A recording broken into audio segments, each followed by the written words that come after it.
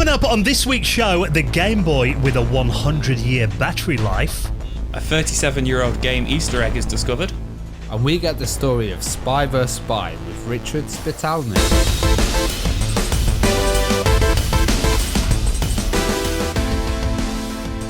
The Retro Owl podcast is brought to you each week with our amazing mates at Bitmap Books. Check out their full range of retro gaming books, including the amazing The Art of Point-and-Click Adventure Games book, a celebration of one of the most loved genres in gaming. Featuring 500 pages, this hardback coffee table book is packed with the very best pixel art, interviews and classic scenes from the games that define this genre. Check that out and lots more on their website at bitmapbooks.co.uk. Hello and welcome to the Retro Hour podcast, episode number 285, your weekly dose of retro gaming and technology news with me, Dan Wood. Me, Ravi Abbott. And me, Joe Fox. And a very warm welcome, literally, to the show that takes you behind the scenes of the world of retro video games with a healthy dose of nostalgia laid on for good luck as well. I must admit, though, recording this week's episode, I do miss the days when we did this podcast in a cool air-conditioned studio. It is so warm. Oh God, I've had to turn the fan off as well because it was making so much noise. So I'm Same. even more melting for the podcast. I was going to say, yeah, I've not got my fan on either, and I've got my windows closed because a couple of weeks ago, Dan was like, somebody farted on the podcast when we were recording, but it turned out it was a motorbike going by my window. It was a man just walking by. Yeah, it could have been. Well, I mean, we are right in the middle of a heat wave here in the UK, and the sacrifices we make for this show, fans off, windows closed, it's kind of a bit of a game of Russian roulette. Who's going to be the first to pass out, I think, during this week's episode? Oh, it'd definitely be me. I'm the fattest. And I must admit, guys, don't want to freak you out or anything. I'm doing this week's show topless. Oh, just wow. putting it out there. There we go. Well, you know what? We don't have cams. I'm not actually topless today, but Dan did drop me off in it on the Patreon Hangout the other night. He was like, oh, it's good to see Joe's got a top on. I was like, The amount of people we get going, why don't you make it a video podcast? This is why. This is why we don't make this a video podcast. But actually, no, the lovely weather over the last few days that we've had, it has been brilliant for retro brighting. Don't know if you guys have done any. I got my my Commodore 128. My 128, I was showing that off actually on our Hangout the other day that we did on Sunday night. The keys on it were so yellow, it resembles sweet corn. It's weird because it's so hot that like I'd worry that you'd actually melt it or you'd get some warping or something. Like, how did you do it, Dan? Well, I did the method you taught me, just the bee blonde, but I only did the keys because the keyboard was yellow, but the rest of the machine was okay. So just pop the keycaps off, put them out there. I didn't cover them up with anything. I just, did a healthy kind of covering of the bee blonde on there, enough to keep them, from drying out. Went out there every hour or so, just kind of topped them up and moved them around a little bit. So after about 5 hours, I mean, they look good as new now. But you are actually right, because I did see somebody on one of the retro computing Facebook pages who put his Commodore 64 out there. And you know that method we were talking about where you don't put any hydrogen peroxide or anything on, you just put it out in the sun. And it's meant to gradually just done by the natural UV. Yeah, sun brighting is something they call it. He tried to do that, left it out there all day while he went out. He came home and the Commodore 64 had melted, all the plastic. So, and I know there are parts of the world that are a lot warmer than the UK is right now. So if you're planning on any, reminds me of my dad had to return this really late video back in the days, and he left it on the car dashboard on a really hot day. And we came back and the whole video cassette was melted. Nice. We've in our conservatory, a little bit off topic, but we have all candles in lanterns from when we got married like 4 years ago in our conservatory around the windowsills. So you got to think it's the conservatory, then it's in glass lanterns, and they're just puddles of wax. They're gothic now. Yeah, just gothic lanterns now, and they've literally been there for like 4 years, just melted in the sun. Can't move them now. Yeah, it's part of the house. But yeah, I think tomorrow I'm going to get out there and get the Dreamcast looking all nice and original again, hopefully. But obviously, if you are doing any retro brighting, our advice is keep an eye on it, because, it can go horribly wrong. Now, we've got lots to talk about in this week's show, an incredible guest as well. Now, this week, we're going to be getting the story of a classic, Spy versus Spy. Oh, yes. This was an amazing game, actually. And it was really popular on the C64, but it was on loads of systems. And on everything, really, wasn't it, back in the day? Yeah, and like Richard, he was really good with licensing. So we're also going to be talking about Boulder Dash, which was an absolutely huge title. And that got ported to everything, even had a Specky port, Boulder Dash. And we're we're also going to talk a bit Star Trek, because I love my Star Trek. So it's a really rounded interview, Well, I guess this week is Richard Spitalny, and he's got a history in movies, hasn't he? Because we start the interview talking about Dolly Parton and Sylvester Stallone. Yeah, he was working on a film which had Sylvester Stallone singing in it. I've got to watch this film. What film's that? It's called Rhinestone. He's like Sylvester Stallone singing with Dolly Parton. I don't know that one. I thought you were going to say, like, what's the one, like, Stop or My Mum Will Shoot or something? Suddenly turns into a musical. Yeah. But yeah, I mean, it's such an interesting story, and kind of it's kind of a journey on, him coming from like the Hollywood background through to the early days of the video games industry and all the interesting characters that he met along the way. You've got to hear the story about this guy who was a massive investor in Commodore, wasn't he? And he went to meet him. And this guy was just literally throwing money at them on the condition that they actually signed the contract there and then. They couldn't think about it or leave the room. Like a typical Commodore hardcore kind of guy. But, his company, First Star Software, that he founded, it actually came from the Atari Program Exchange, and it was named after winning the Atari Star, and it was kind of, heralded as a really interesting company, and that funding helped them actually get onto this game production. And he wasn't a programmer, he wasn't a massive designer, but he'd produce these games like producing a movie and coming up with the ideas and getting the licenses, and it's a really interesting story actually. And Spy versus Spy, obviously, I mean, like we said before, on every platform. I remember playing that on the Commodore 16, which, not many kind of major games got ported to that platform. And also, obviously, it was a big hit on the Apple II and the Commodore 64, was, it's really its home platform, the Atari home computers. And that was originally a comic strip in Mad Magazine, wasn't it? So that kind of background on it was really interesting. But also the fact that it was quite a complicated game for the time, I thought, kind of how he made that a bit more accessible is quite an interesting story. Yeah, and the new version as well of Spy vs. Spy. We talk about that. So we cover a lot in this interview. Stay tuned for that one. Yeah, so Ravi obviously has a bit of a Star Trek geeking out as well, because you're a massive Trekkie, Ravi. So, hang around for this one. Our special guest, Richard Spitalny, coming up on the Retro Hour podcast in around 20 minutes from now. Now, let's dive straight into the news stories this week. Lots to get through. What about this? Because remember back in the day when we had handheld consoles, might have had a Game Boy. The Game Boy, I think, was probably the best for battery life. I remember friends of mine that had the Atari Lynx and the Game Gear. You'd be lucky to get like an afternoon out of one of those. Whereas the Game Boy, you can maybe get a weekend out of it. But what about this? Nuclear-powered Game Boys that can apparently run for a century. Now, this is really misleading. So the technical part I'm going to leave to Ravi, because Ravi is our scientist, resident scientist. I'm like Homer Simpson at the nuclear reactor. So this guy has made a alleged nuclear-powered Game Boy, but it's not actually a Game Boy. You mean it's clickbait titles? It's clickbait. In our show, Joe. In our title, it got me. It is cool, though. This is cool. It is cool. So this guy, what's his name? Charnas? Ian Charnas. Yeah, he's a YouTuber I hadn't come across before. He's this video. He's only got about 5,000 subs, but his channel's really good, actually. There's a lot of good stuff on there. I'll have to check it out after this. But yeah, he's got it's the Tetris, like one of these cheap Tetris machine, like handhelds. I had one. I think I literally had the exact same one when I was a kid, but one of these knockoff Tetris handhelds, which use a hell of a lot less power than a Game Boy did, because they've got really dimly lit screens. Like, the screens are a lot dimmer than a Game Boy. I don't know how that's possible, but they are. And the processors and stuff like that in them take a lot less power to run. And I remember the one I had as a child, it ran off 4 AA batteries, but I don't think we ever replaced them, like ever, over the years. But it is nuclear powered. That part is true. And whether it lasts 100 years is debatable, because apparently you have to charge it for 2 months for it to work for an hour. Okay, interesting. But I guess the actual nuclear part of it lasts 100 years. But I'm going to leave that part for our resident scientist, Ravi, to try and explain. Give us a lesson in nuclear physics, Ravi. So basically, it's not the radium, which they used to use in World War II. And they used to like paint it on the dials, when you were flying, and it was really bad. And, it would give you cancer. and all of that kind of stuff. That he hasn't got that going. He's got something called, is it Titrium?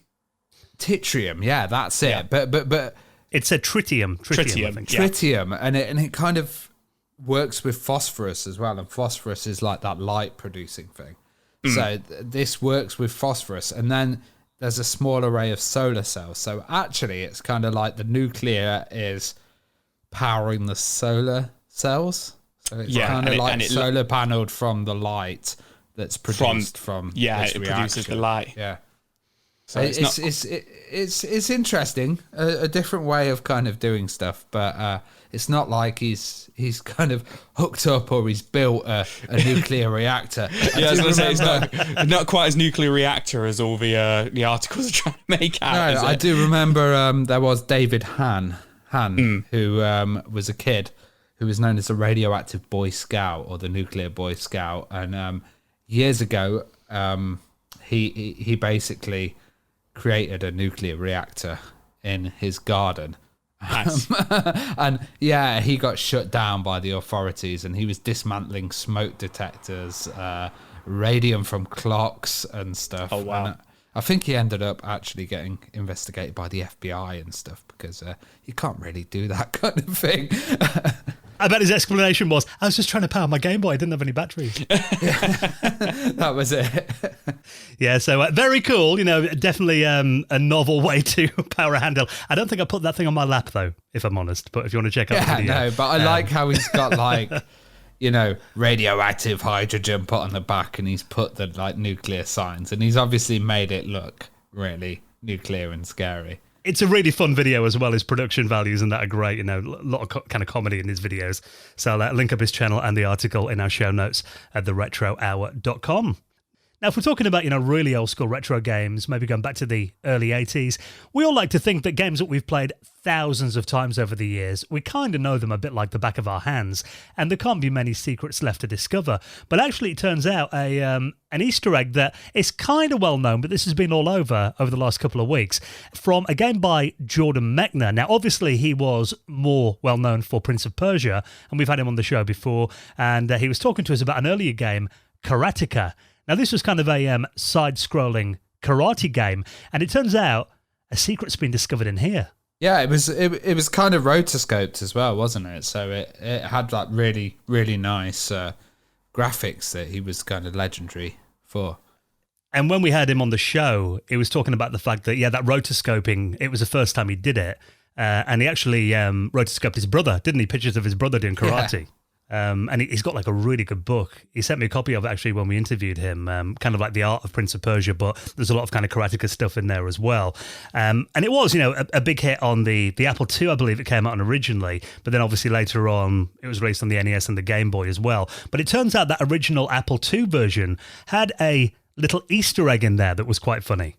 It's quite mad. So the 5.25 inch floppy, you'd basically turn it upside down and load it, and the game would load upside down. And you'd think like that's crazy. That's a deliberate trick, and it was. He kind of put the code in there as an Easter egg. And in this article on The Verge, they're talking about it, and a lot of people probably know about this already, but it surprised me when it came up. And Mechner says in it that he didn't think Broderbund would actually sign off on it because it required a change to the assembly line. So they had to change something in the assembly line just to make this work. But they did it and actually released it. And he says it was because the president of the company had a sense of humour. So he's really grateful for that. But that's mad, isn't it? Just turn the floppy disk upside down and the game's upside down. It's really cool. And there's a video of it on YouTube, flipping the disc. Yeah. This game, I've played it briefly, not, to any extent that I discovered things like that, but I'm reading the comments here on the Verge article, and apparently there was another joke that kind of punishes you for how you finish the game.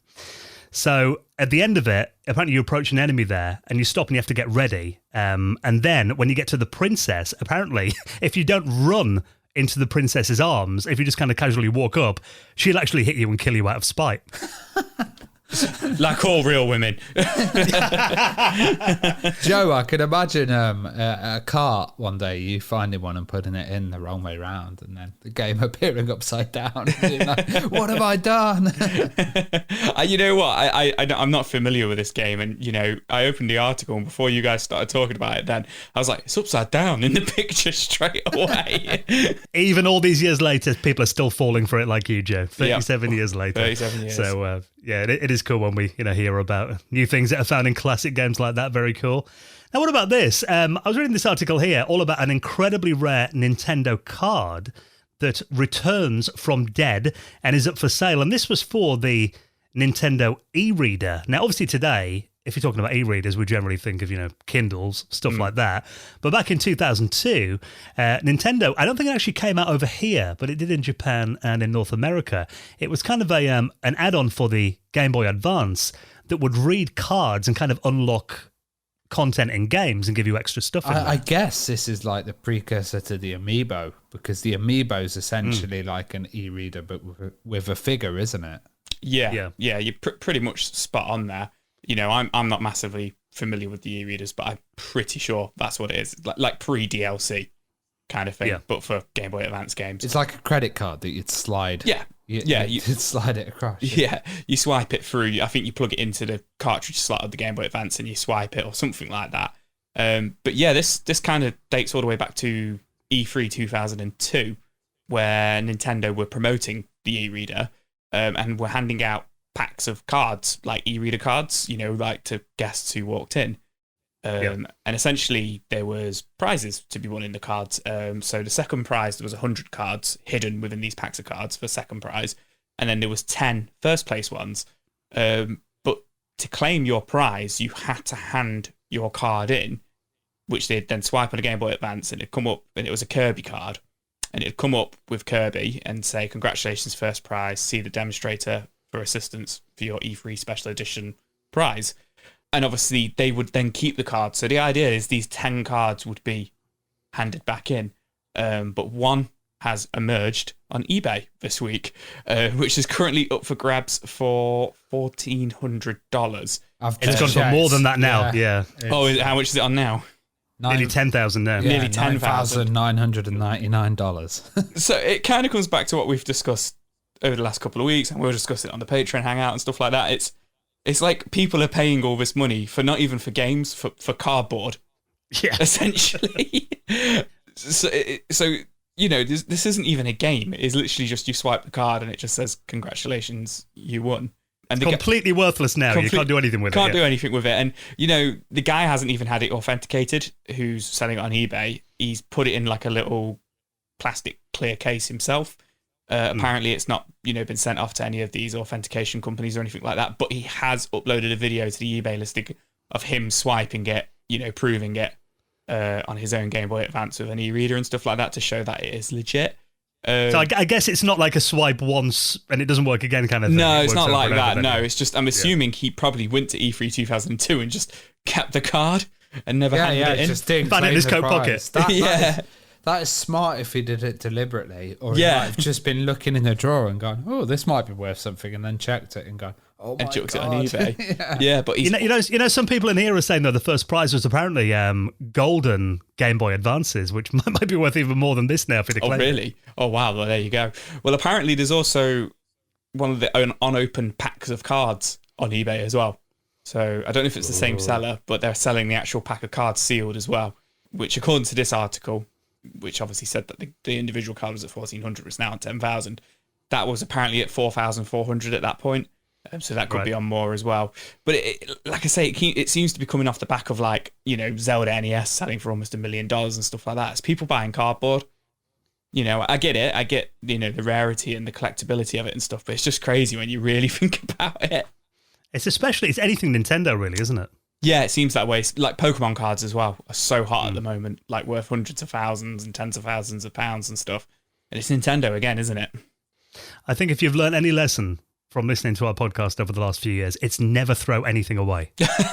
Just keep all your junk. Keep And all it. those Especially kids at Nintendo school stuff. that were playing Pokemon cards are now rich lords.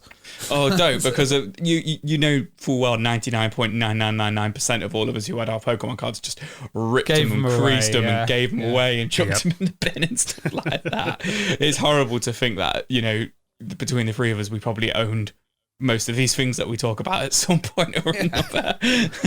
We weren't those smart kids at school who kept them, though, were we? Definitely Unfortunately. not. Far from it. Yeah. Only Matazos, only Matazos. So this is really cool. I mean, we love talking about arcade units, and this is another one from Arcade 1UP that's now available for pre-order, and this is the X-Men arcade. Yeah, we've been talking about Arcade 1UP quite a lot recently. And, you know, Ravi pointed it out the other week to us, not on the show, but he pointed it out to us. He was just like, God, at the moment, there's just so many, like, classic arcade machines being re-released. And, you know, it is feeling that way a little bit at the moment, every single week, but they are cool. But yeah, this is the X-Men game, which, you know, was really, really popular in the 90s. The big, massive 4-player cabinet. I don't know if you guys ever played it. Yeah, not a lot, but I have played it before. I'm familiar with it. I played it in Skegness quite a bit when I was a kid. And you can still get it on like Xbox Live and stuff. And it is a good, you know, little beat 'em up. You know, it's a side-along beat 'em up, and it's based, interestingly, it's not based on the X-Men cartoon that came out in the 90s. It's based on the pilot episode of the X-Men show, which was meant to come out in the 80s but never got picked up. So the game kind of came out based on that TV show that never got picked up, which is an interesting story in itself. But this is coming in mid-October, so it's up for pre-order right now, and it just says delivery mid-October. But it's, once again, very similar to the Simpsons one that we reviewed the other week, that we spoke about the other week, sorry. You know, it's got the 4-player board on there, which is really, really cool. So, you know, you got your 4 sticks and everything like that. It makes sense, that, doesn't it? Because we're already making the Simpsons one. I guess it can just kind of redesign it a bit. Yeah, they can just kind of reskin it, can't they? And just put a different emulator in there and stuff like that. Doesn't just come with X-Men. It does come with the Avengers arcade game. And then also the Avengers Galactic Storm, which I'd never heard of, which is an arcade one-on-one fighter, which looks terrible. Right. It looks. I thought you were going to say it looks so good. I can't wait to get it. It looks like Rise of the Robots. Just give it a little YouTube, give it a little Google. It looks an awful one-on-one beat 'em up. So yeah, pretty cool that the X-Men games getting some love from Arcade 1UP, and I can see this one's selling well. You know, they've done a few odd ones, and you could argue this is a bit of an odd one. We're not as nostalgic for X-Men as we were the Simpsons one. We all got really excited about that, but I still think this is pretty cool. You know, if I saw this in the shop, I would still be there, like, you know, on my knees, you know, begging my wife, can I buy it, please? I think it's interesting to see them go for like superheroes and stuff, because that's got a cross compatible one. Like I think Batman would be a good one to do. I'm just looking. I don't think Pandora based kind of Batman one. Out there at the moment. Maybe they can start going through all the superheroes. I don't think there was, off the top of my head, I can't think of any classic Batman arcade games. I know there's like a racing one from a few years ago, but other than actual home console games, I can't think of. Have they done Terminator 2 yet? That would be good. They haven't done, I don't think they've done any light gun ones yet, and I really want them to do some light gun ones. The Terminator 2 Judgment Day one would be really good. I heard they did one with Sinden light guns. Oh, did they? Oh, okay. Yeah. I've not seen that, but no, they are working on the technology. Joe, your my dreams may come true. But what's interesting about this one, and this could be in some of the other arcade 1UPs, but I've not seen this mentioned before. It does have online play. It has got Wi-Fi, so you can do online play on this one, which I've never seen as a feature whenever I've read the articles about the other ones. So I'm not too sure about that, but this one has Big Buck Hunter. That was. Oh, was it Big Buck Hunter? Was it? Yeah, okay. Oh, okay. Hopefully they will do Terminator 2 arcade or Time Crisis or something like that.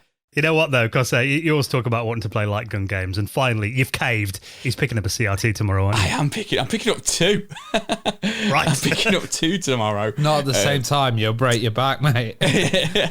It's a friend of mine, one of my best friends, and he just messaged me the other day and was just like, I've you know, there's a story behind it which I won't go into, but he's acquired 2 CRT TVs do I want them? The condition is if I want them, I take both of them because he can't be asked to get rid of them.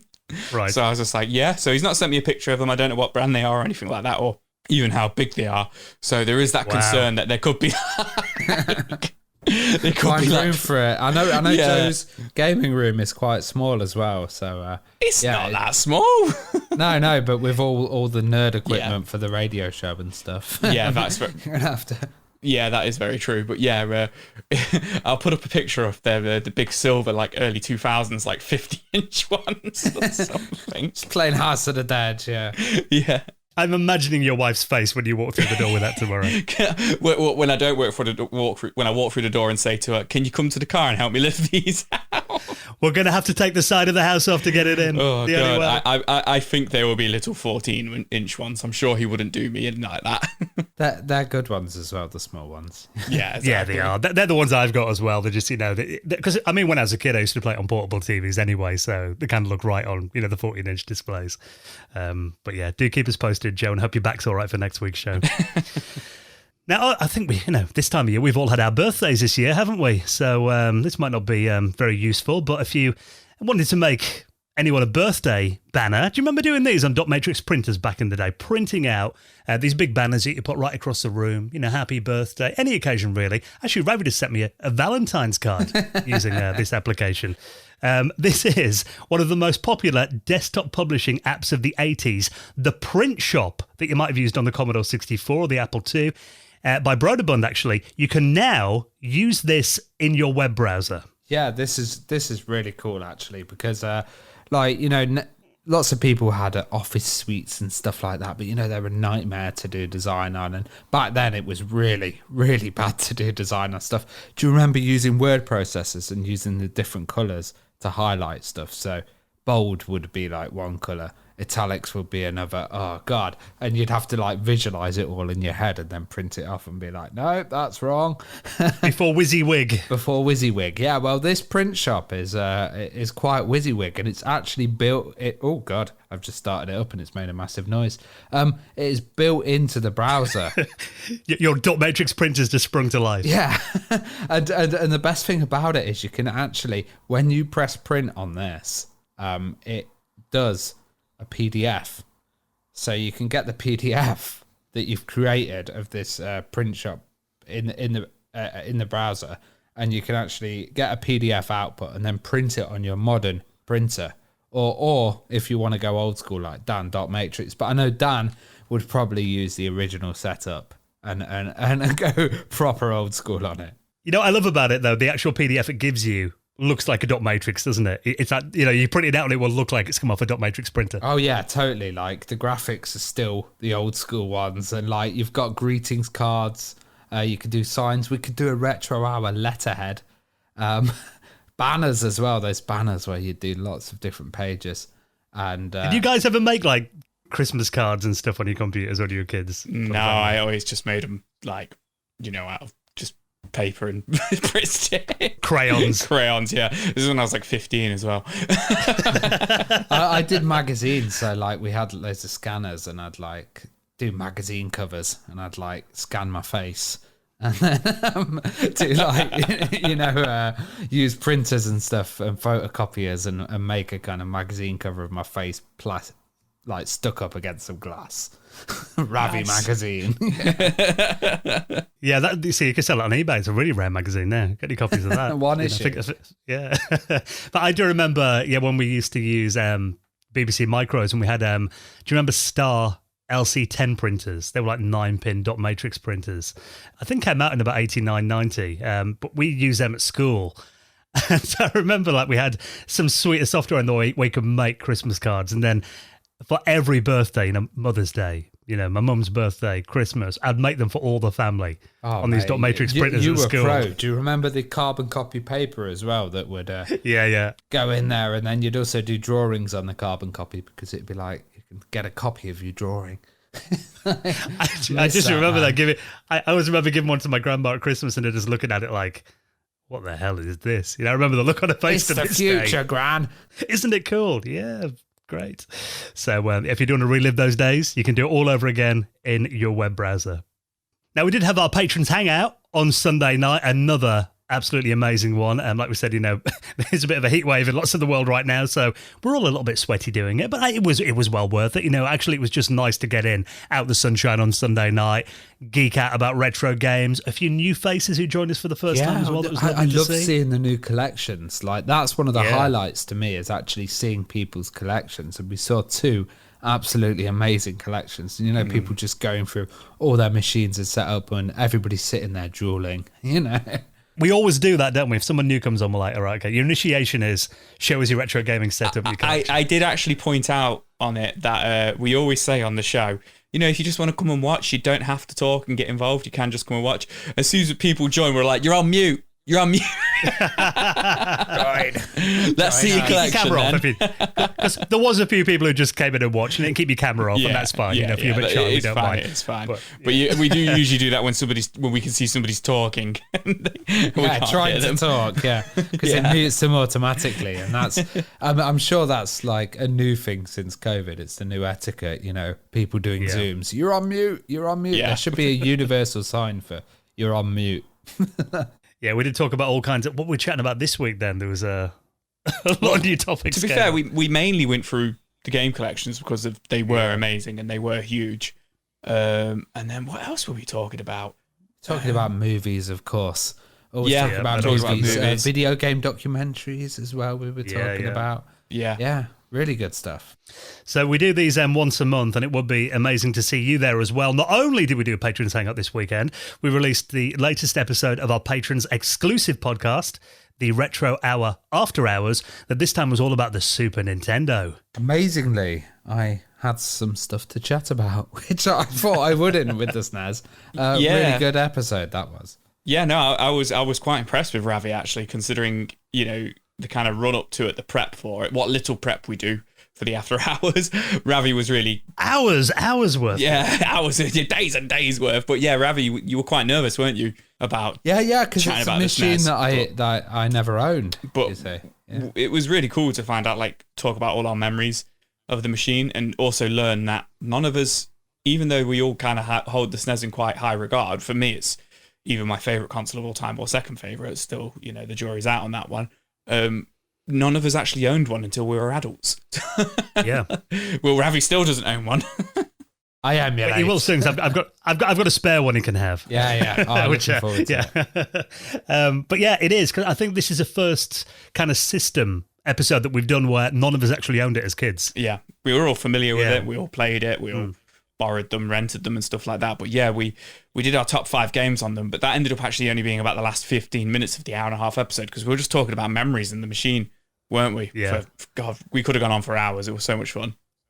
And I always dig out the news clips, and we look at articles from the time. and the accessories as well. Yeah.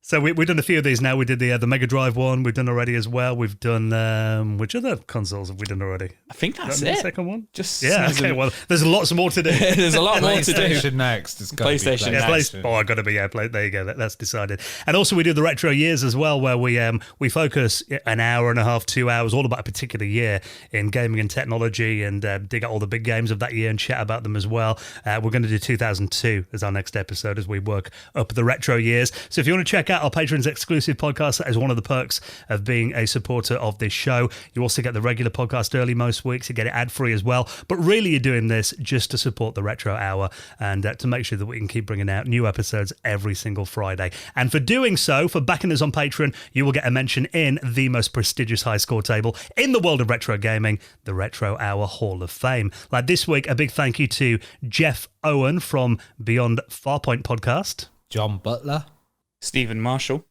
Analog Darling, and M_Duck. See, I didn't know if that was a Nottingham thing. Maduck. Maduck, maybe. Maybe it could be. Which is a slang from people who live outside Nottingham. Like, what? People do actually call each other duck. Yeah, we're duck. Yeah. And in Yorkshire, it's flower and petal. So, yeah, loads of weird slang in the UK. So, big thank you for everyone who's backed us on Patreon, and we'll see you at the next Hangout, hopefully, as well.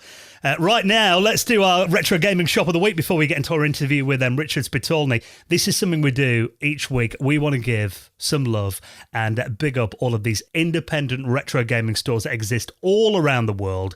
You know, these places that you go maybe on a Saturday afternoon, they've got people there who love gaming, they do good prices on retro games as well. We want to keep these shops alive, and every week we're giving big mentions to retro gaming stores all around the world. It's actually really cool because I know over the last 2 months that we've been doing this, we regularly get people tweeting us saying, oh, I didn't realise this shop was there, I've gone to visit it, then, tagging them on Twitter and everything as well. So it is cool that people are finding out about new shops near where they live through us doing this. Yeah, totally. And, you guys contact us and let us know about more stores, because it's really important to have these stores going. Record shops are actually had a revival and come back, and we'd love retro gaming shops to start exploding again. People taking their kids there and stuff, and the kids having the experience of being surrounded by games. It's like kind of in Home Alone or something like that.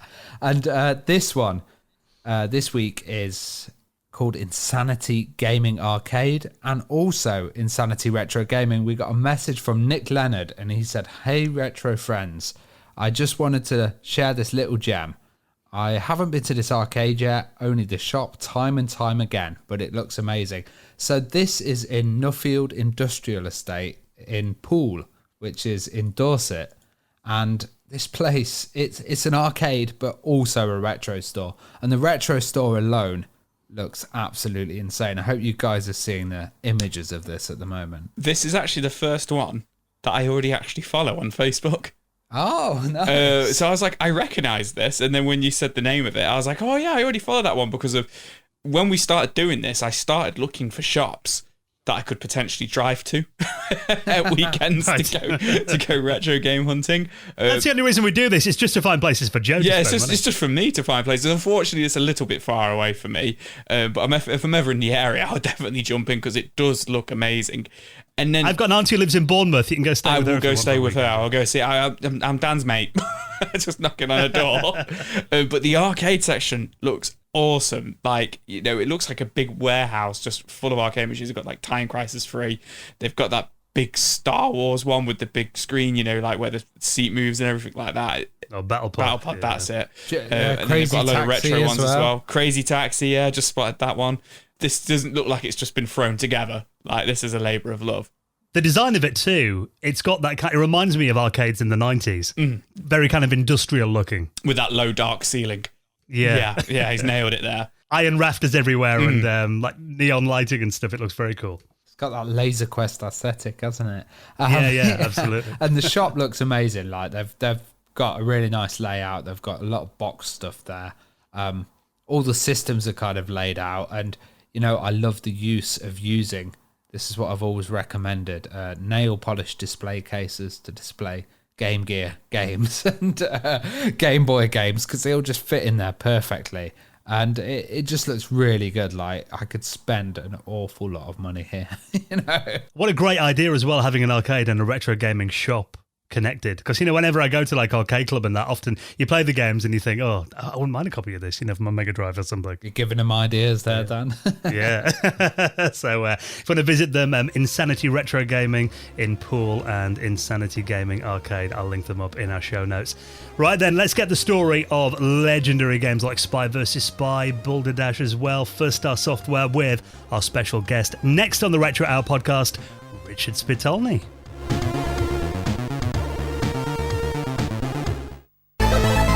You're listening to the Retro Hour podcast, and it is time for our favourite part of the show, when we welcome on our very special guest. And we're so excited to welcome on our guest this week, who's worked with some incredible franchises and companies over the years, including, of course, the man behind Spy vs. Spy, that we need to talk about in great detail very soon. But let's welcome onto the Retro Hour podcast the amazing Richard Spitalny. Hello, Richard. Hey there. Hi, Dan. Hi, Ravi. Great to have you joining us. Now, Thank you. Before we get into, your stories of these amazing games that you've worked on, the way we like to work things is we like to go back to day one and kind of find out your, geek credentials. What was the first thing that kind of got you into video games? Where did it all start for you? Do you remember? Yes, I do. And I came to video games through movies, feature films. I was working with Billy Blake, who was the co-owner of Millimeter Magazine, which was a trade journal for production and post-production, mostly post-production for television and film. And through an agent at the William Morris Agency, actually, I was introduced to Robert Averick, who was then their editor. But Robert had written the screenplay for The Night the Lights Went Out in Georgia, which was a big song here back then in the early 80s, late 79, early 80s. They had produced The Night the Lights Went Out in Georgia for AFCO Embassy Pictures, and we decided that we would try to produce some films ourselves. I was working with Robert on an original screenplay, which was Blood Bride, which he wrote. And I was also working with Billy on trying to option the rights to Tie a Yellow Ribbon, around the old oak tree, and also Rhinestone Cowboy. Right. And while we were working on that as independent film producers on the East Coast, Billy invested in a computer store, retail store. And the person who was managing that store was Fernando Herrera.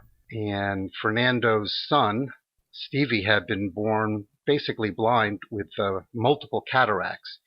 And after he had his first series of operations when he was around 2, Fernando used his Atari 400 computer to kind of try to simulate the eye chart, where you have the letter E in different orientations, and they have different lines, and it's bigger and smaller.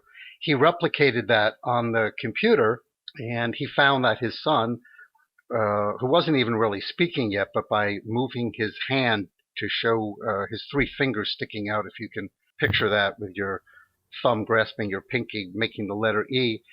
Indeed, Stevie was seeing well, and Fernando used the computer to display the alphabet, and for each of the letters he would draw a little picture, and he would show it in uppercase and lowercase. And at about that time, Atari was holding competition for amateurs, and Fernando submitted what he was calling My First Alphabet to Atari. And there were different categories. There was entertainment, there was education, there was productivity. And he won the best educational program. And then he ended up winning the best overall of all the programs. And he was awarded the first star of merit. And that, well, actually, it was called the Star Award, and it was the first one ever given. And there was a $25,000 prize. And they started featuring Fernando in 2-page full-color magazine spreads. And Billy and I said, well, wait a minute. Why don't we try to build a company around Fernando? It's very difficult trying to produce features unless you're in Hollywood, and even then the odds are greatly against you. And that's what we did. We, in summer of 1982, we formed First Star Software. We named it after that Star Award. That's really interesting, because you say that you were in the film industry as well. So yeah, you produced Rhinestone as well with Dolly Parton and Sylvester Stallone. Yeah. Do you have any good stories of those folks? Oh, I sure do. But since this is sort of public, put it mildly, yes. So as I mentioned, The Night the Lights Went Out in Georgia was done at AFCO Embassy Pictures. We had optioned the rights to Tie a Yellow Ribbon, and we had optioned the rights to the song Rhinestone Cowboy. And we were looking for writers to write the screenplay. And there was a writer, totally unknown at that point, Phil Alden Robinson. And he had a screenplay which had not been produced. It was a police action detective kind of movie. And we read it, and we just thought this guy was amazing. Even though it was dark and violent and action, there was humor in it too. So we retained Phil to write the screenplay for Rhinestone. And we got Michael Keaton and Sissy Spacek. We had them all set to go, and Dolly Parton's agent, Sandy Gallen, got a hold of the screenplay, and he said he wanted Dolly to do it.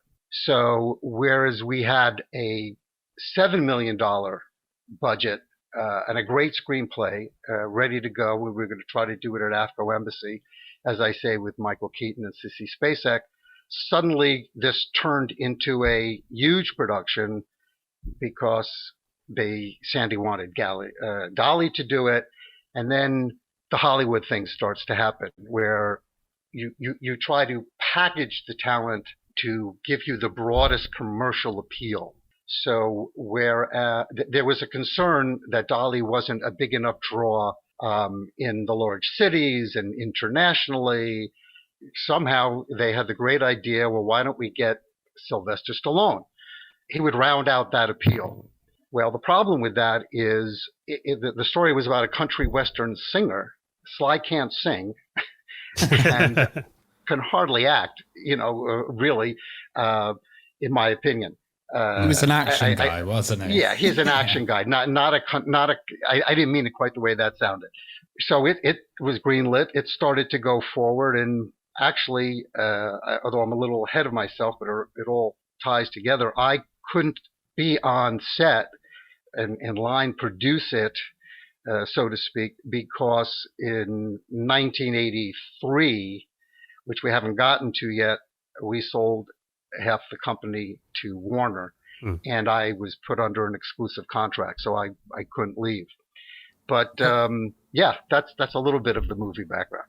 Well, it's kind of interesting coming from like movie production, then going into video games and seeing that link that early. You mentioned the Atari Program Exchange as well, and there was a lot of innovative kind of companies on there. Did winning it really help cement the reputation and kind of help First Star have that huge leap at the beginning?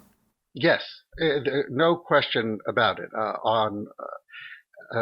Fernando, who, as I mentioned, had been managing the computer store and had written the program My First Alphabet for Stevie, he had been making games on his own before that, and he was very tight with the engineers at Atari. Back then, you know, I don't know how he had the number, but you could call up Atari directly and speak to the engineers. And he had a very, very, very early serial number, I remember, on his computer. I don't remember exactly what it was, but it was, somewhere around 100.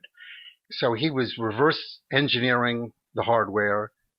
He actually showed Atari how to make 256 colors instead of the 128 colors they had been advertising. And this game that he had done, Space Chase, which had quite a little following, we believe is the first game ever to have wraparound, where you would, if your character, your sprite moved off to the right side of the screen, it magically would appear on the left side of the screen. So he was, even though like Pac-Man and others obviously were soon to do it, that was the first program we believe that did that. So having on his first game for the company, which was Astro Chase, we had right on the box the Atari logo, winner of the first Atari Star award. Yeah, it was having Fernando's name and image, appearing in, I think it was Life magazine. I can picture the full page color spreads. I can't swear that it was Life, but it was magazines of that stature. So that was very helpful. I mean, personally, were you looking into programming and at least understanding kind of the concepts of games and the way they worked at that time? No.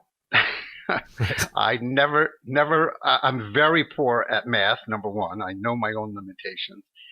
But I have never thrown a line of code. Over the years, I have acquired a certain kind of understanding of how code works. But I actually think not being a programmer and not knowing what is considered doable or not doable has served me well. in working with programmers and engineers creatively, because I'll put out an idea without the programming knowledge filter stopping me from, how could I do that? Well, I'm not even going to mention it. It can't be done. So in talking with Mike Riddell on Spy versus Spy, for example, that's why I said, well, can't we just split the screen and have both players be playing simultaneously? That was very important to me, because I always envisioned the Spy versus Spy comic being translated interactively in a way that would not be turn-based. And therefore the question to Mike, and him turning around saying, I'll give it a try. So, but no, never got into programming. So it kind of didn't limit your mind, really. You would approach stuff without that kind of programming. Exactly. Exactly. I think that would have been an example of where, a little knowledge is dangerous. I had no knowledge. And I think that also in working with programmers, they kind of liked the idea that we could have that kind of an exchange. And then if they could do it, it was like magic to me. And I would become very, effusive and really very complimentary and get very excited. And that kind of fuels the creative process. I mean, Fernando constantly amazed me, and Mike Riddell certainly constantly amazed me. And whether it was rightfully amazement or not, I don't know. But I think what they did was kind of magical. So how did the Parker Brothers and Radio Shack partnership come about, and how much did that help the company grow? Oh, wow. It helped us tremendously. We started the company with $50,000. We basically said to Fernando, what do you want to do? He was working from his home. We were buying the equipment, and he would give us updates, every now and then. But it was his game, his concept. We just said, you do what you want. Our job is, to produce it and then figure out how to distribute it and to publish it. Let me just say, but before the Parker Brothers deal, there was almost another deal. We started in the summer of 1982. Astro Chase shipped December 7th of 1982. Somewhere in between that, probably late November, we had a meeting with Steven Greenberg, who was the largest shareholder at Commodore Computers at the time, a very eccentric person, kind of looked like Benjamin Franklin with this long flowing gray hair. He had a company on the top of Rockefeller Plaza, 30 Rock, a company called Animetrics. And Billy had an uncle who was a press agent for Broadway. And Stephen had invested in a play recently, and we had an introduction, and he knew we had this game that had not yet been completed and wasn't yet out in the market, and it was for the market that he was interested in. There wasn't a C64 version. Maybe he'd be interested because Fernando was working on the Atari. And we come up into, I've never seen offices this big. It was the entire floor, and as we're walking to his office, he is showing us, as we go down this hallway, room after room after room with programmers, all, each in their own office with Commodore stations all set up. And we had brought our Atari because they didn't have any there. We brought the hardware, set it up, showed him the game, and he was very, very interested. And then we went into his office. Huge floor-to-ceiling windows, all blocked off. He kept his drapes closed. His office was up like on a mini stage. It was about 10 feet off the ground where his desk was. And all these monitors, stock exchange monitors all around him. And Billy and I are in chairs on the regular floor. So, we're looking up at him. And he says, I like it. I think there's some potential, and I'll give you $25,000, and we'll figure out a royalty. And oh, wow. I mean, we had just put in 50,000 and we already had an offer for 25,000 and we were very interested. But we said, well, thank you. We have a partner who, Fernando, who actually did the programming and all the graphics and all the sound, all the music. And we have to run it by him. He said, no. You take my offer today or it's nothing. In fact, if you call me tomorrow, I won't even take your call. Wow. And it was very chilling. And, but there was just no way we were going to do that without discussing it with Fernando. And so we respectfully declined. And as we were walking Atari 800 in hand and almost getting on the elevators, he says, okay, $250,000, but not a penny more, and you have to let me know now. No way. So, oh, okay. Now that we know Fernando is going to be okay with. So we said, that sounds good. And then, okay, but I want to make the same deal, first right of refusal on your next 4 titles. We said, okay, subject to, working this all out, that sounds like something we could live with. And we're going to go back and we'll tell Fernando and we'll follow up. Anyhow, to make a long story short, we never were able to come to terms. We went to contract. We did a lot of work back and forth on it, but it wasn't happening. And we released the game, as I say, in December 7th. And mostly I was still working on the film projects with Billy. Fernando was at home working on Astro Chase. In the building where we had our offices, there was someone who was in the electronics business. I don't even know what it was. Small little widgets, little connectors, switches. And he said, well, I'm going to the Consumer Electronics Show. I have a 10-foot table. I'm not in the hall. I'm outside the hall. But, I'll be happy to let you use half the table. So I said, let's do it. And through the Consumer Electronics Show itself, rented a large, I guess they call it rear screen projection TV. We had shipped the title, so we had packaging. I had written the documentation. My father was in the printing business. They printed it up. I had taken screenshots of Astro Chase, the original animation, the beautiful Earth in the center with all of the planets around it. And I had these 8x10 color pictures in a portfolio, and went out. I had no appointments. We did print up cards, and people who were taking the escalators up and down to different floors of the convention center were like breaking their neck. You could see them going up the escalator and then turning it and then, they would disappear as they glided up but the whole way up, they were all looking at what were they seeing?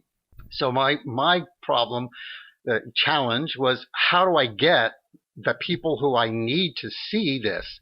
Because the only way I could really show it, I thought, it was, I certainly wasn't going to go in and commandeer someone's computer on the show floor. So I went to all of the big, publishers. You get a brochure at each show. You see the floor plan and you can see who's there. And I tracked down the big companies. And while the person who was,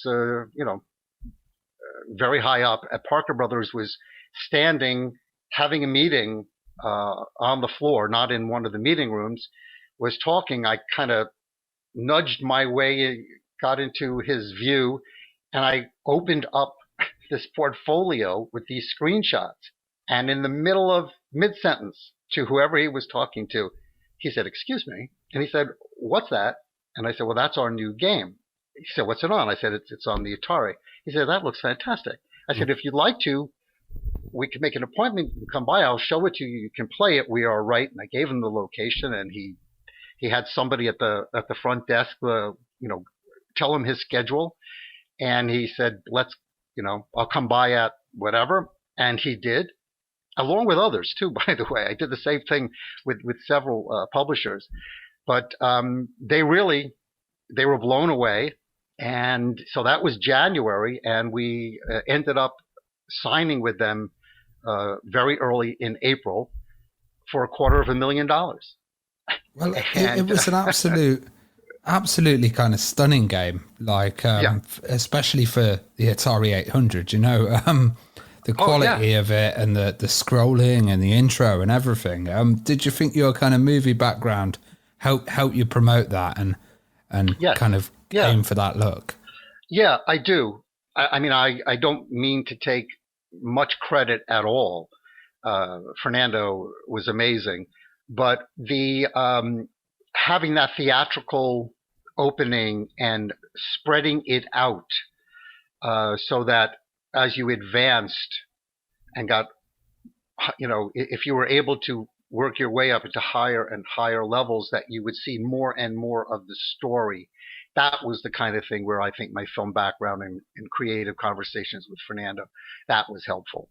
And licensing also, I must say, I had a lot of licensing background because that in the movie business, there's a lot of slicing and dicing between, domestic box office and international rights and television and ancillary. And so that all came very naturally to me. And early on with First Star Software, we ended up doing a great deal of licensing for, systems that we didn't want to bother, or territories and languages and formats that we otherwise wouldn't have handled. And that was a tremendous source of revenue for us, and also why I think we were so attractive to Warner Software, which purchased half the company in November of 1983, because, that's all bottom line dollars. If you turn over source code or you just turn over a ROM or what have you, and boom, you're getting advances against royalties, and you're getting ongoing royalties from MSX or, NEC or, whatever. It was great. So definitely my licensing background was very, I think, served us well. Well, of course, a massive hit for First Star was Boulder Dash. One of the most infamous arcade games of all time, and on every home platform back in the 80s, I remember. What's kind of the background there then, and how did you first get in touch with Peter Leeper? And when you saw that game, did you know that it was going to be a hit then? Did you have like an instinct about it? So without sounding immodest, I did. My gut was that it was amazing. That's easy to say now, but that truly was my reaction. When we were publishing early on, with Astro Chase being the first title, we packed in each box a solicitation. It was a postcard. Do you have a game? Do you have a program? We're always looking. And we gave the phone number and our address, and, please submit it. So Peter submitted Boulder Dash to us before it was completed, to us and to, I think, every other publisher out there.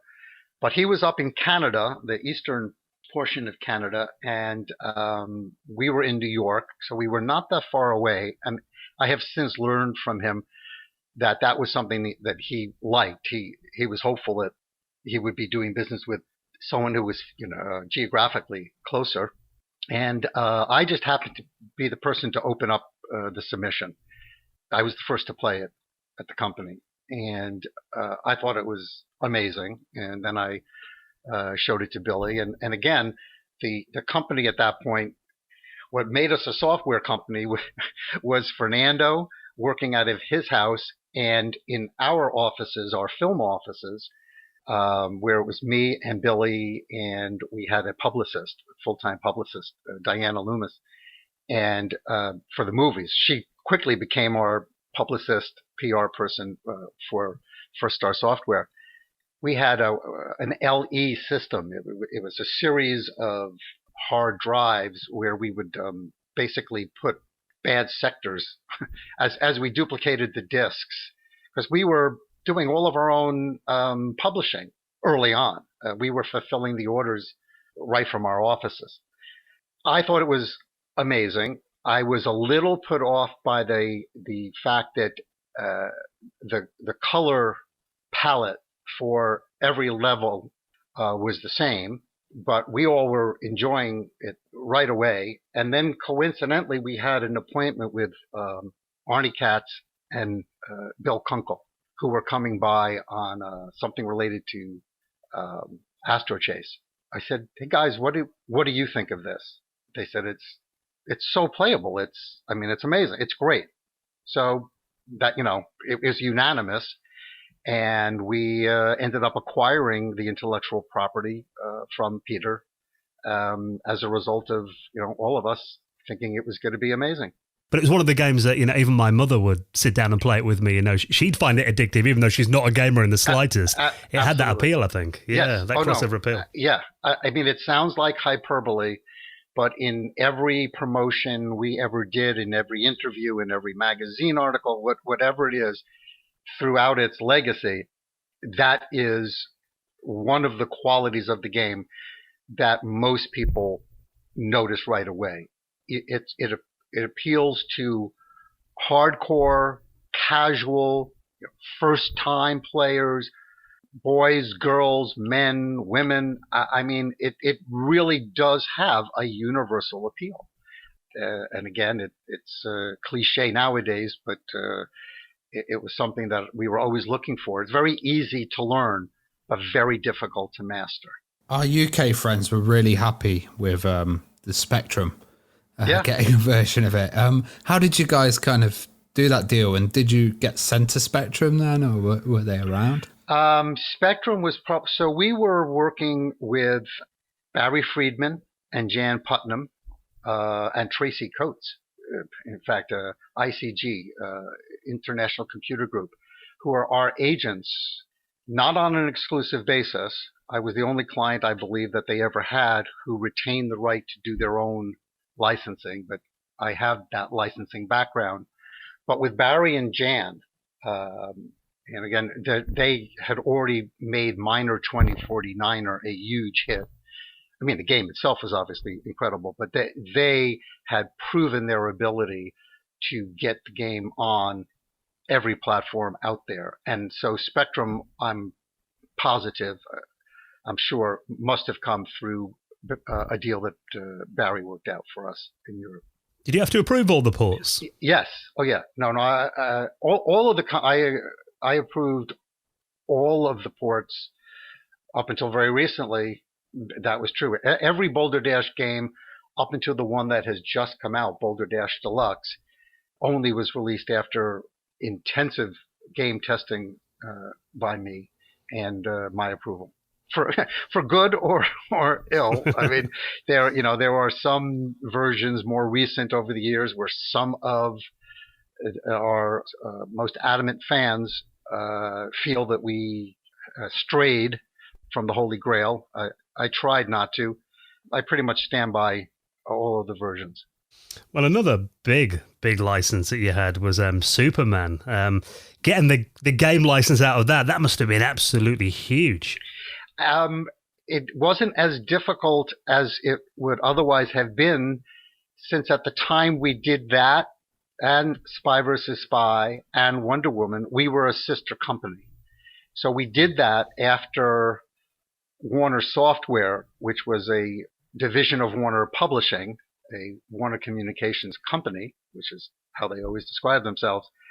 Once they were equity partners, the first thing we did is we took a weekend at one of their executive suites, or apartments as they call them. Warner has some apartments that they maintain, or they did back then, in Manhattan for executives who are coming in from the West Coast or internationally or what have you.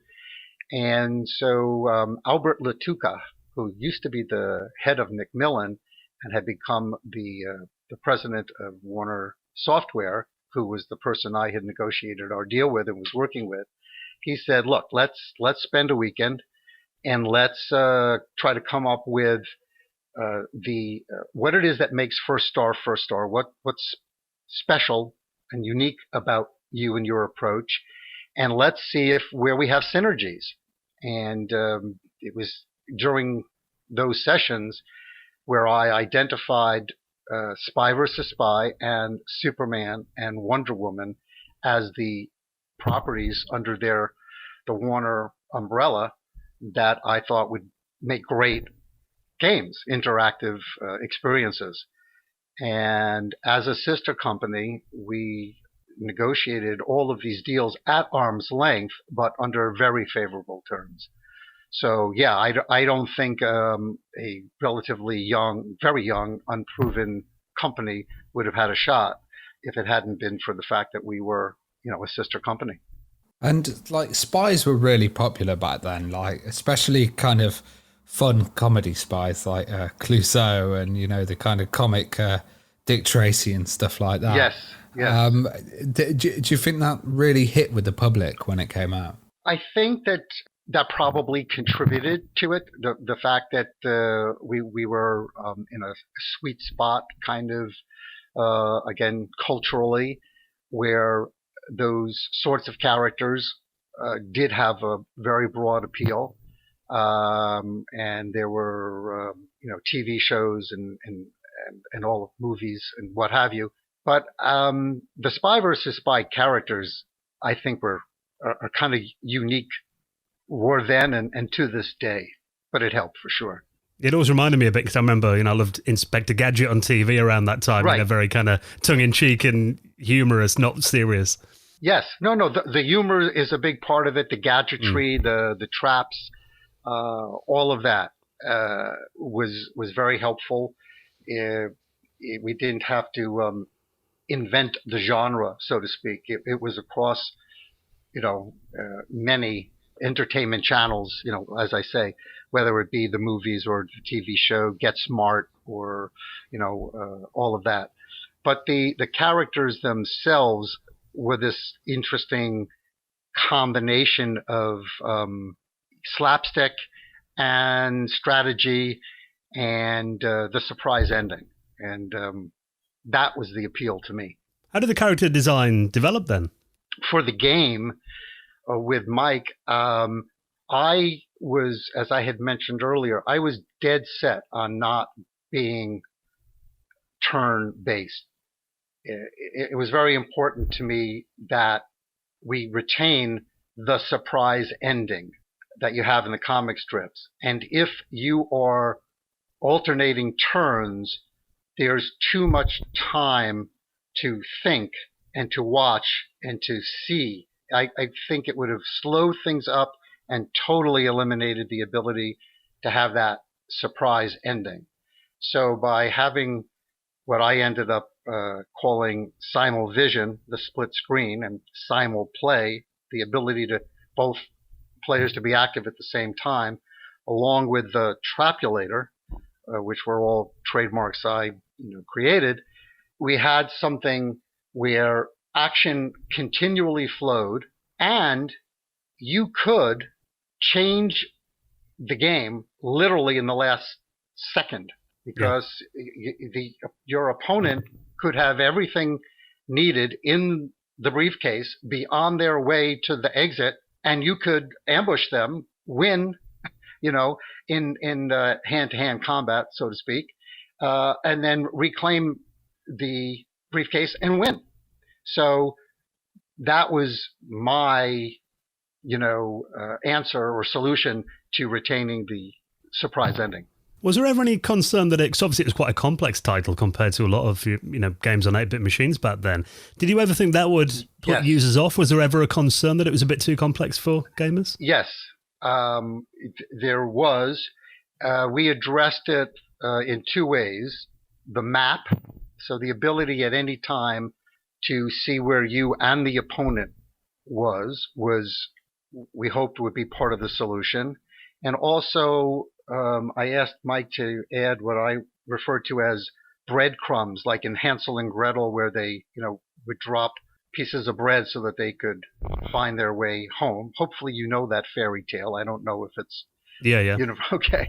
So we had. I asked Mike to display at the bottom of each player's screen, their half of the screen, little arrows up, down, left, right, and if you followed them in reverse order, if you started with the most recent icon, which would be furthest to the right, if you did whatever it said, so if it pointed right, if you left the room you were in and went to the right, you were back in the room you were right before. And then if you did down, then you went to the door at the front of the screen, and you went into the room that were 2 moves back. So the combination of the map and the breadcrumbs was definitely, those were implemented because we were concerned that this was unlike anything else and might be too difficult. You were interestingly also involved in some Star Trek titles, taking you back to your kind of film days with the FMV video stuff on the PC. Star Trek Borg. What was it like working on that kind of interactive movie? Interesting. So Imergy is a company that I worked at. Started First Star in 1982. Sold it to BBG Entertainment really in 2018. The only period in there where I was not exclusively working for First Star was a couple of years. I think it was like 98, 99. I honestly forget, where I was the executive vice president at a company called Imergy. And we did intranets, and we did a lot of CD-ROM educational titles. We also worked with Simon & Schuster on the Star Trek properties. We also did an interactive The Joy of Cooking, which was a Simon & Schuster property, which is actually kind of cool. You could tell the program what was in your refrigerator, and our database would generate recipes with things that you already had in your pantry and refrigerator. This is way back when. Sounds useful nowadays. Yeah, it was really cool. But but I did work overseeing the production of several Star Trek titles where they used Quicktime Vr and the Omnipedia. And I was the one who actually I found the company Dragon Speech, I think it was, and made that deal with them. And we integrated speech recognition into those products. And again, this is well before Alexa or anything like that. And it was really cool. You could kind of mimic that interaction that we saw all those years on the bridge, in TV, where you would computer, and then you would speak. But I was producing the producers there as the executive vice president in charge of production. So it was actually Peter Mackey who was the true genius and head of production behind all of the Star Trek titles that we did. Did you have some fact checkers there, because Star Trek fans? Yeah. Well, yes, but interestingly, Peter is a universal Star Trek fact checker. He's one of those Trekkies who literally knows it all. But Simon & Schuster and the Okudas or Okada, the people who designed the interface, that beautiful kind of lavender, blue, purpley, touchscreen interface, they reviewed everything to the nth degree. So they had very stringent controls, quality controls, and fact checking, which, by the way, was very true at EC Publications, Mad Magazine, and DC Comics for Superman. So I was used to working with licensors who were very protective of their IP. Star Trek games, I always feel, have kind of struggled in comparison to Star Wars titles, and that's mainly because of LucasArts games and them having a lot of technology behind it. Did you guys feel that when you were producing it, and that there wasn't a kind of central Star Trek company? I mean, it's interesting. What the work that I was involved with for the Star Trek franchise was not gaming.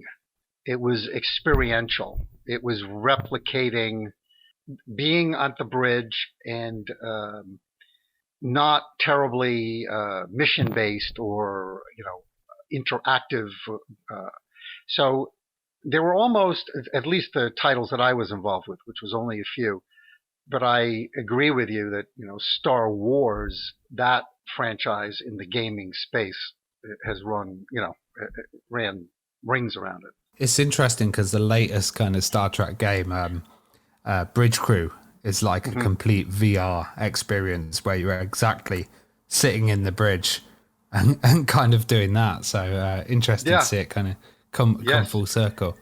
When we did the Quicktime Vr work, it was, I don't want to say categorically the first commercial product with it, but it may have been, or it was very, very, very early.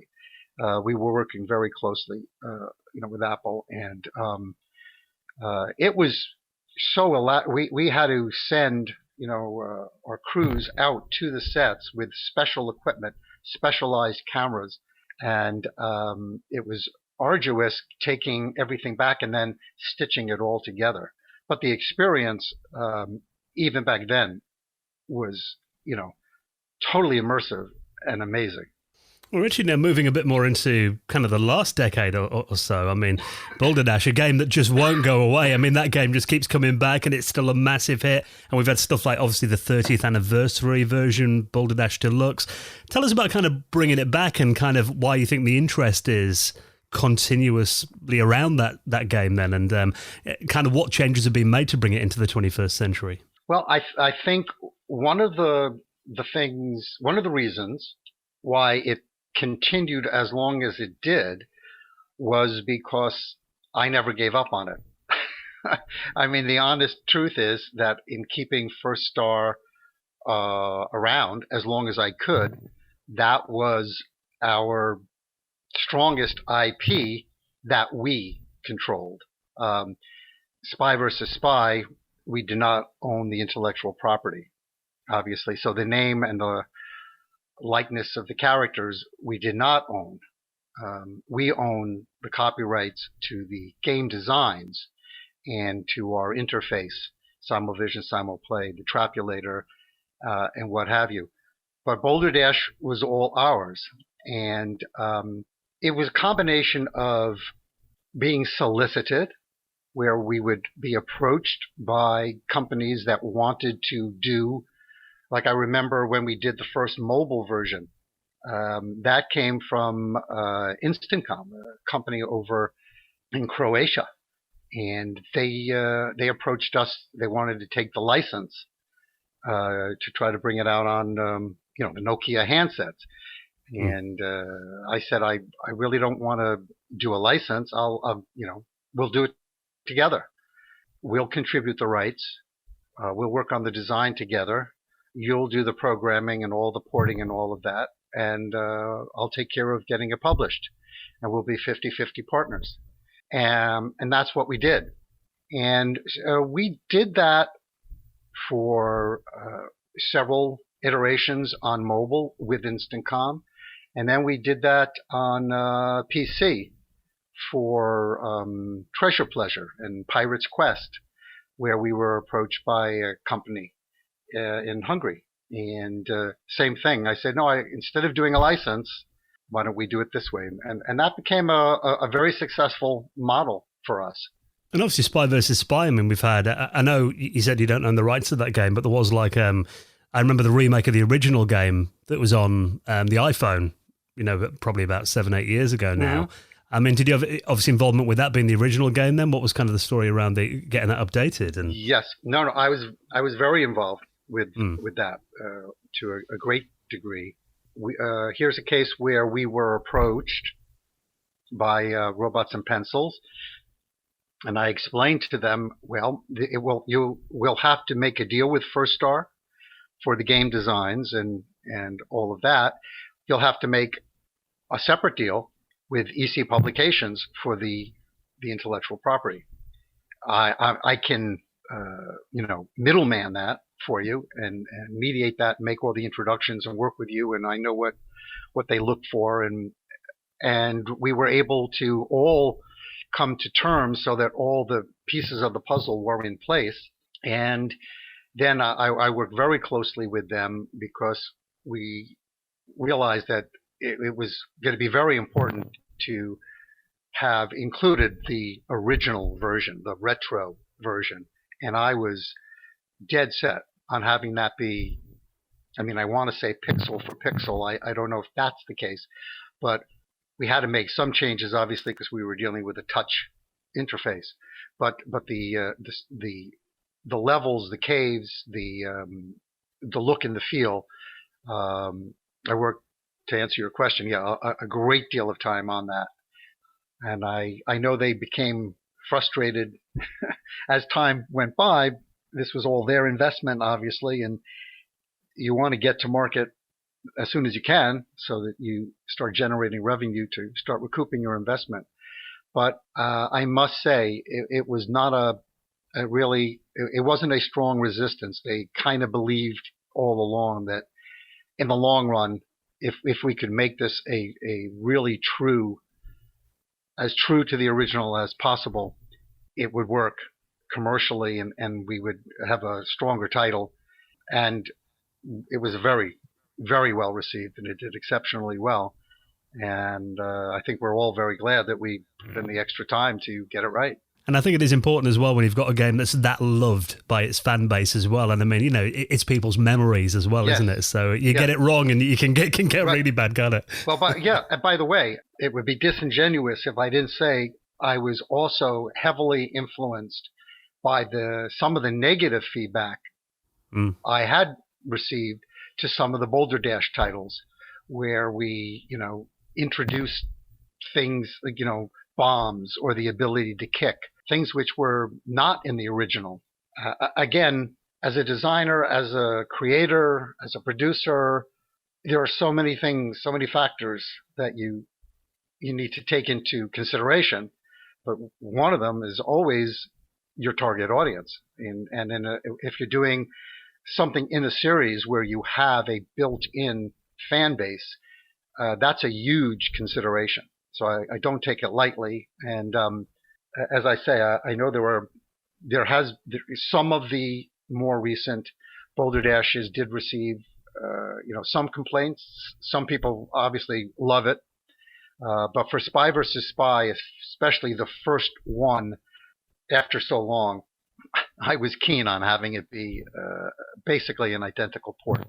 Yeah, and I think as well it must be quite rewarding, having it out on these new generation platforms. Because I always remember, before the pandemic when we used to do video game events, we used to do talks and stuff there. Or it was always amazed me when you'd see like mums and dads coming in with their kids and showing them the arcade games that they used to play as kids and the kids playing on them and getting into it. I mean, is it rewarding when a new generation of players is getting into these games on new platforms for you? Yes, very much so. It's kind of like the Beatles.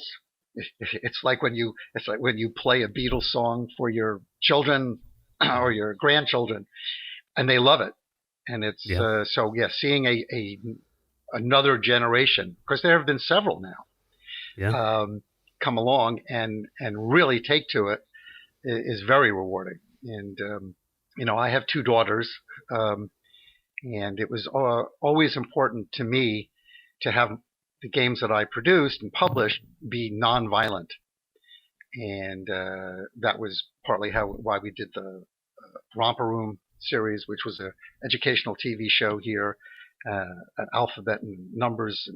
But all of the games that we did, whether it be Astro Chase or Bristles, Flip and Flop, even Spy vs. Spy, the violence is very humorous and comic book like. Yeah.